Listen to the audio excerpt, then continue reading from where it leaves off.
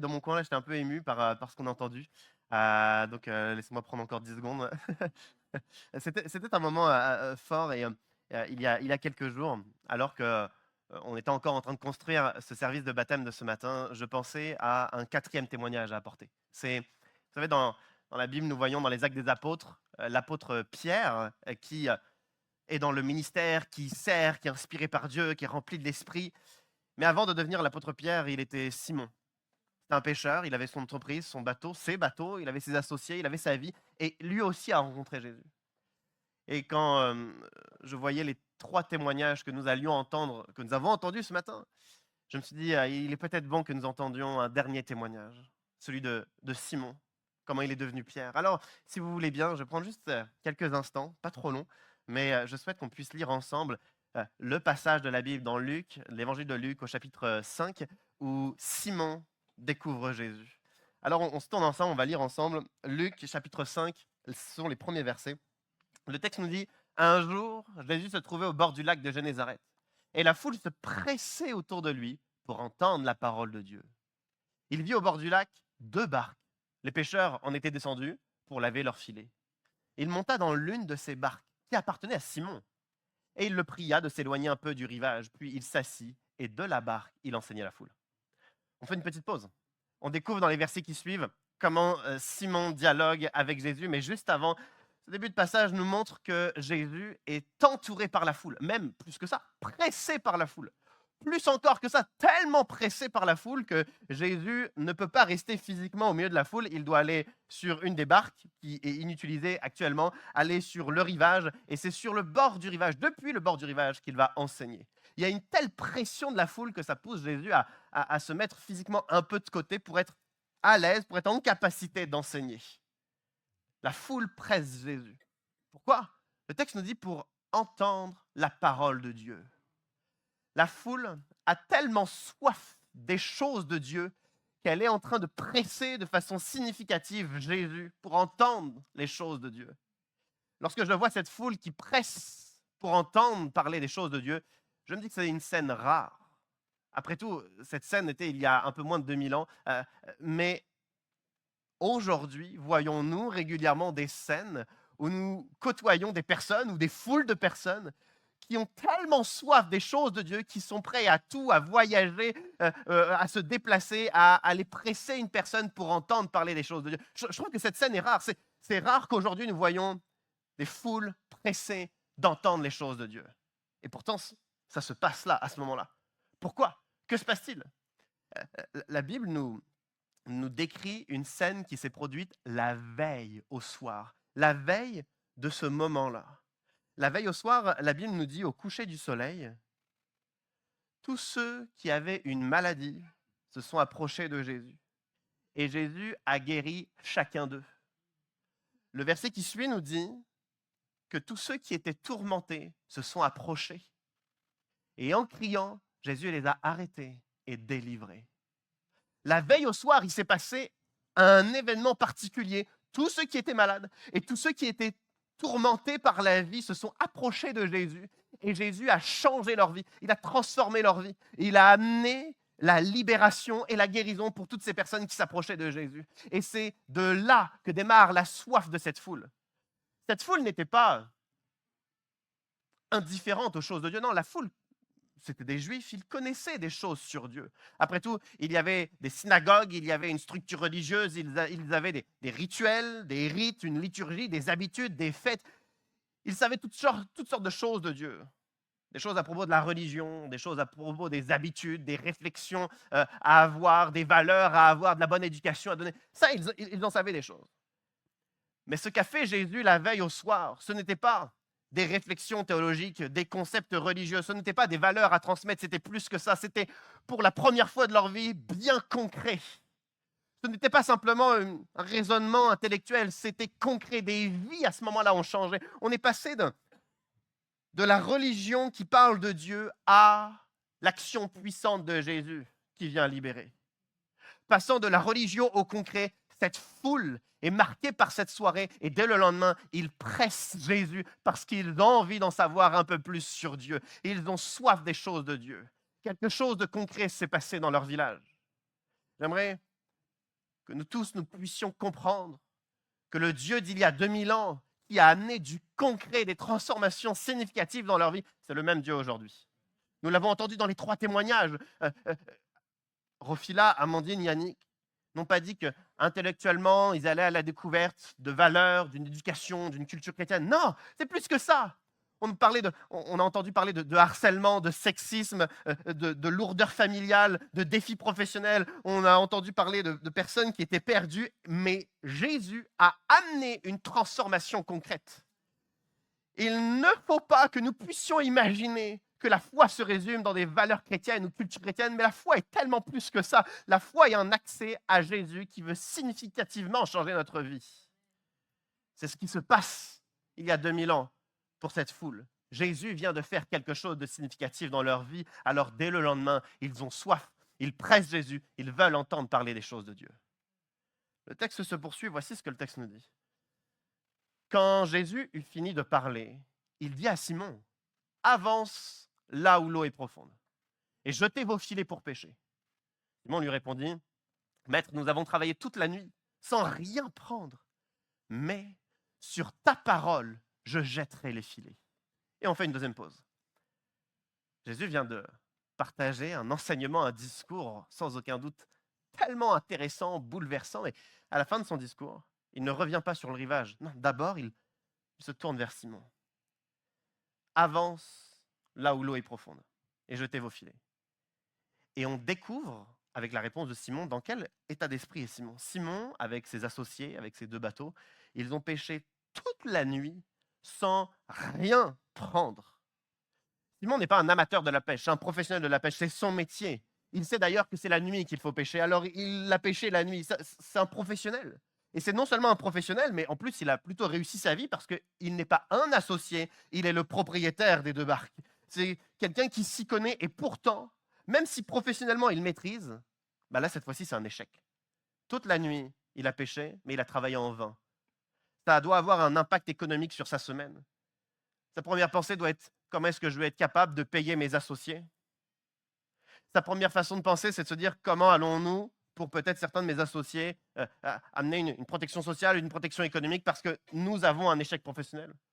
Alors, quand tout au début du passage, nous avions Jésus et la foule dans l'enthousiasme d'entendre la parole de Dieu, dans la reconnaissance de ce qui s'était passé la veille au soir, quand la foule et Jésus arrivent près du lac, ils sont dans une joie particulière, une joie qui n'est pas du tout partagée par Simon et ses associés. Ils sont dans la frustration d'avoir travaillé pour rien. Ils sont dans la colère face à l'injustice de leur situation. Et on le sait tous comment, généralement, nous traitons les échecs professionnels. On se demande à qui la faute. La faute d'un tel, on imagine les discussions alors qu'ils sont en train de laver leur filet. Ils ont travaillé en vain. Il y a certainement des conséquences économiques. On cherche à qui la faute. Et il y a cette ambiance-là qui rencontre l'atmosphère de Jésus et de la foule. 2 atmosphères différentes. Mettons-nous à la place de Simon. Qu'est-ce que Simon a envie de faire lorsqu'il voit la foule dans sa joie, dans son enthousiasme, dans sa reconnaissance arriver? Simon a envie de fuir. Je ne sais pas comment se passent vos semaines professionnelles, mais quand il y a des semaines qui sont plus chargées que d'autres et qu'il y a certaines personnes qui nous passent un coup de téléphone et on sait qu'on va passer au moins une demi-heure au téléphone, mais nous n'avons pas envie de décrocher parce que nous avons eu une mauvaise semaine. On sait quelquefois le dimanche matin, alors qu'on a eu une semaine particulièrement challengeante et qu'on nous demande comment s'est passée ta semaine, on n'a pas envie de traiter le sujet. Donc on dit, tout s'est bien passé cette semaine, tout s'est bien passé. Et Simon est dans cette situation où il a cet échec professionnel, il a cette frustration, peut-être cette colère. Et la foule et Jésus arrivent avec une atmosphère différente. Et que fait Jésus? Que fait Jésus alors que Jésus termine son enseignement? Jésus se tourne vers Simon et Jésus lui dit, avance là où l'eau est profonde. Jésus vient mettre le doigt sur le problème. Au lieu que Simon puisse s'enfuir, partir de cet endroit sans qu'on parle de son échec professionnel, lorsque Jésus a terminé son discours, la seule chose qu'il fait, c'est de mettre le doigt sur le problème. De la même façon que Jésus veut mettre le doigt sur le problème de Simon, Jésus veut mettre le doigt sur nos problèmes, sur ce que nous ne traitons pas, sur ce qui n'évolue pas, sur les sources de notre souffrance. Jésus veut mettre le doigt sur ce que nous tentons de cacher. Jésus veut mettre le doigt sur nos problèmes de réconciliation. Jésus veut mettre le doigt sur nos problèmes de dépendance. Jésus veut mettre le doigt sur nos déchirures familiales que nous ne traitons pas. Jésus veut mettre le doigt sur les fuites de notre passé que nous ne traitons jamais. Jésus vient mettre le doigt. Et lorsque Jésus nous interroge sur cela, j'ose dire, la balle est dans notre camp. Qu'allons-nous dire? Allons-nous cacher comme si de rien n'était? Mon couple, ça va, ma famille, ça va, ma santé, ça va, ma vie d'église, ça va, tout va bien. Je ne souhaite pas traiter ce sujet. Ou est-ce que nous sommes capables de faire taire l'orgueil, la fierté et oser dire à Jésus, j'ai besoin qu'on vienne à nouveau traiter ce sujet. J'ai besoin qu'on avance parce que ce sujet est toujours une source de souffrance. J'ai besoin qu'on aille plus loin. J'accepte, Jésus, que tu mettes le doigt sur ce qui doit changer. Ici, Simon accepte. Il dit, mais sur ta parole, je jetterai les filets. J'aimerais faire une remarque supplémentaire. En fait, Simon ne rencontre pas pour la première fois Jésus à ce moment-là. Simon a déjà rencontré Jésus, sans doute au minimum 2 reprises. Et la veille, non pas la veille au soir, parce que la veille au soir, Simon est en train de pécher pendant ces moments de miracle, de guérison et de délivrance. Non, mais la veille, dans la journée, Simon a rencontré Jésus. Simon, comme tous les Juifs, était certainement à la synagogue. Et qui était cette fois-ci à la synagogue? Jésus. Et il a enseigné. Et toute la synagogue, Simon compris, ils ont été interpellés par le discours de Jésus. Quelqu'un est arrivé à ce moment-là dans la synagogue. Un homme tourmenté, un homme rempli de souffrance. Qui est intervenu pour délivrer cet homme? Jésus. Qui était là? Simon. Simon a entendu le discours. Simon a vu Jésus intervenir. Une fois que Jésus quitte la synagogue, on apprend que la belle-mère de, pas n'importe qui, la belle-mère de Simon est malade.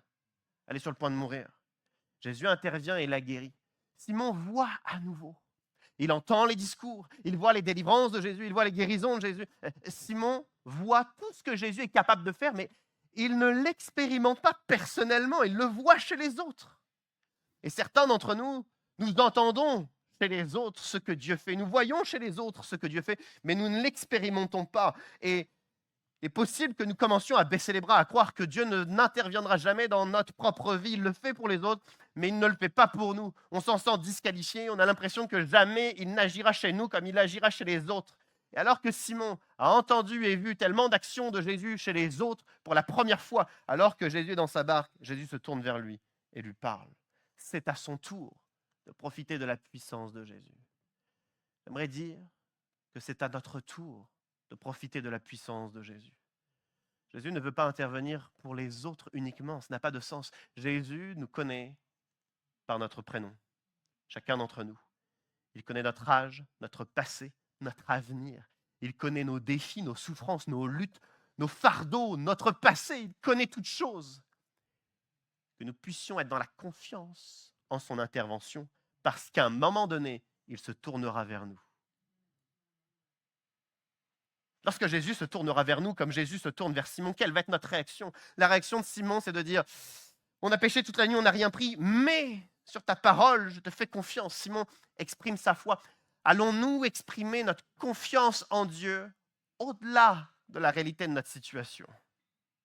Parce qu'après tout, lorsque Jésus va mettre le doigt sur des sujets dans notre vie qui doivent être traités, qui doivent évoluer, qui doivent progresser, qui doivent être guéris, ça va être le moment de dire, ça n'a jamais fonctionné.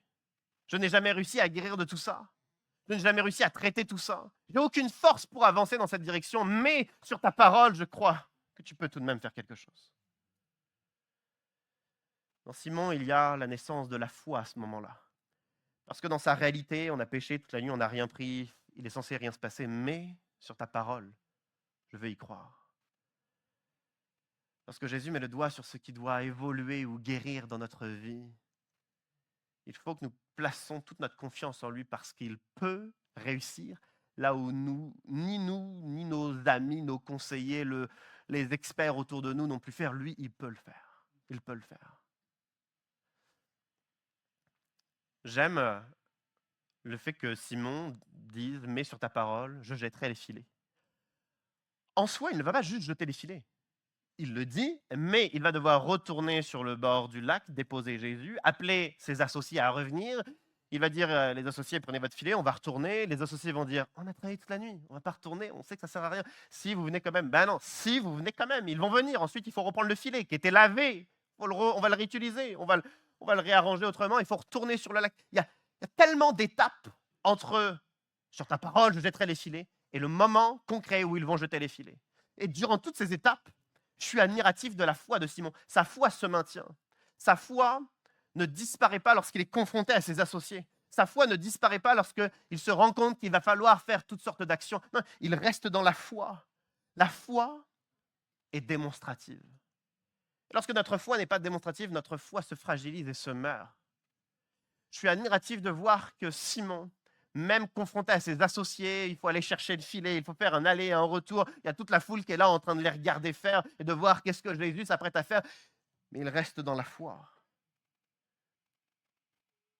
Nos choix, notre attitude, nos discours doivent être conformes à notre foi. Imaginez Simon dire, je te fais confiance, Jésus. En jetant les filets, je sais qu'il peut se passer autre chose, peut-être une pêche miraculeuse, et que Jésus dise d'accord, puis qu'ils attendent de voir comment la pêche miraculeuse va arriver. Sans acte d'obéissance, il n'y a pas de pêche miraculeuse. Sans nos actes d'obéissance, il n'y a pas de transformation de Dieu dans notre vie. C'était pas anecdotique et pourtant je trouve ça tellement flagrant. C'était vendredi soir, j'allais chercher mon fils Gustave à 17h et il faisait froid dehors, 13-14 degrés, donc il avait son tour de cou bien chaud d'hiver. On marche un petit peu, on arrive à la voiture, je rentre dans la voiture, on commence à démarrer et il me dit j'ai chaud, j'ai chaud. Alors je lui dis enlève ton tour de cou. Il fait non. T'as chaud? Oui. Enlève ton tour de cou. Non. Alors je mets un bras derrière, je retire le tour de cou et il fait il pleure et il donne tout. Je tente de l'apaiser, de lui dire tu as chaud donc j'enlève ton tour de cou. Non. Et la réaction de Gustave, c'est notre réaction puérile. Toutes les fois où nous disons « je souffre, j'ai mal, mon couple se divise, ma famille se déchire, mes enfants prennent un mauvais chemin, j'ai peur, je lutte face à mon passé », Dieu nous dit « voici la direction que tu devrais prendre pour que ça aille mieux » et nous disons « non merci, mais je souffre quand même ». Nos actions doivent être conformes à notre foi. Quand Jésus demande à Simon de retourner avec le bateau, le filet et les associés sur le lac, c'est la seule chose que Simon n'a pas envie de faire, mais c'est la seule chose qu'il doit faire. Les choses que nous ne voulons pas faire, mais c'est la chose que Dieu nous demande de faire. Le texte se termine ainsi. Voici ce que le texte nous dit. Ils les jetèrent et prirent une grande quantité de poissons, et leurs filets se déchiraient. Ils firent signe à leurs compagnons qui étaient dans l'autre barque de venir les aider. Ils vinrent et remplirent les 2 barques au point qu'elles s'enfonçaient. Quand il vit cela, Simon-Pierre tomba aux genoux de Jésus et dit « Seigneur, éloigne-toi de moi parce que je suis un homme pécheur. » En effet, lui et tous ceux qui étaient avec lui étaient remplis de frayeur à cause de la pêche qu'ils avaient faite. Amen. Je demande à l'équipe de louange de me rejoindre. Ils jettent les filets, par la foi, ils jettent les filets, et ils attrapent une grande quantité de poissons. Une grande quantité de poissons. Mais ce n'est pas juste une grande quantité de poissons. C'est une tellement grande quantité de poissons que le filet de Simon est en train de se déchirer. Ça ne suffit pas. Le filet ne suffit pas. Il y a une telle grande quantité de poissons qu'une barque ne suffit pas. Il faut une deuxième barque. Il y a une telle quantité de poissons que 2 barques ne suffisent pas. Elles sont en train de s'enfoncer. Simon, dans sa foi, qui est une source d'admiration à ce moment-là, une foi qui est une source d'inspiration, même la foi de Simon n'était pas capable d'imaginer à quel point la bénédiction allait être grande. À quel point ni son filet, ni son bateau, ni ses 2 bateaux allaient être capables de recevoir la bénédiction de Jésus. Il y a un verset dans la Bible que j'affectionne, dans Éphésiens, dans la lettre de Paul aux Éphésiens, chapitre 3. Paul dit que Dieu peut faire, par la puissance qui agit en nous, infiniment plus que tout ce que nous pensons ou imaginons. Infiniment plus que tout ce que nous pensons ou imaginons. La pêche miraculeuse est infiniment plus impressionnante que tout ce que Simon aurait pu penser ou imaginer. Ce que Jésus veut faire dans nos vies est infiniment plus grand que tout ce que je pense, que tout ce que vous pourriez imaginer. Alors il est possible que nous cherchions Dieu, que l'on espère que Dieu prenne plus de place dans nos vies, on espère que Dieu amène des changements dans la famille, dans les pressions professionnelles, dans la société. On espère quelques changements. Je crois que nous devrions faire infiniment plus confiance en Dieu. Parce que Dieu ne veut pas faire quelques changements dans nos vies, quelques nuances, quelques modifications, quelques ajustements, un petit pansement là où ça fait mal. Jésus veut faire plus que ça. Jésus veut radicalement tout changer, tout transformer. J'aime entendre les témoignages de nos 3 baptisés ce matin, mais je suis sûr que dans 2 ans, dans 5 ans, dans 10 ans, leur témoignage n'a rien à voir. Parce qu'il y aura eu un progrès, parce que Jésus veut faire plus encore. Par exemple, on a entendu dans le témoignage d'Amandine ce qui s'est passé dans ses choix scolaires et professionnels. Mais dans 5 ans, elle racontera ce qui se passe dans sa famille, dans 10 ans, dans ses relations, dans 20 ans, dans sa santé. Parce que notre Dieu ne veut pas faire une petite touche, il veut aller beaucoup plus loin. La question, c'est allons-nous lui laisser un peu plus loin? Allons-nous lui laisser agir un peu plus loin dans nos vies? Simon n'était pas prêt à la bénédiction. Un filet, 2 barques, clairement insuffisant par rapport à ce que Jésus voulait vraiment faire dans sa vie. Alors la réaction de Simon est simple. Il aurait été, je pense, très reconnaissant s'il aurait pêché 100 poissons. Il aurait été très reconnaissant. 200 poissons, très très reconnaissant. Mais devant cette multitude de poissons, devant cette bénédiction, il comprend qu'il ne mérite pas l'action transformatrice de Jésus. Alors il se jette aux pieds de Jésus et il dit « Je ne suis qu'un pécheur. » C'est-à-dire, je ne suis pas digne que tu me bénisses ainsi. Je ne suis pas digne que tu oses autant transformer ma vie. Je crois que ça devrait être notre réaction à tous. Alors que nous prenons conscience que Jésus veut à ce point changer toute notre vie. C'est vrai que c'est une bonne nouvelle, mais qui mérite une telle attention? Qui mérite une telle bénédiction? Aucun d'entre nous. Mais il veut quand même le faire. Alors on va chanter Quelle grâce incomparable dans un instant. Que nous puissions ensemble faire une prière commune. Une prière de reconnaissance, de remerciement à Dieu parce que il ne veut pas simplement parler et intervenir dans la vie des autres. Ce matin, il adresse un message à chacun d'entre nous. Alors j'aimerais que nous puissions tout simplement par la prière le remercier. Je vais prier. Et si vous le souhaitez dans votre fort intérieur, confirmez cette prière. Je vous demande à tous de vous lever pour ce temps de prière.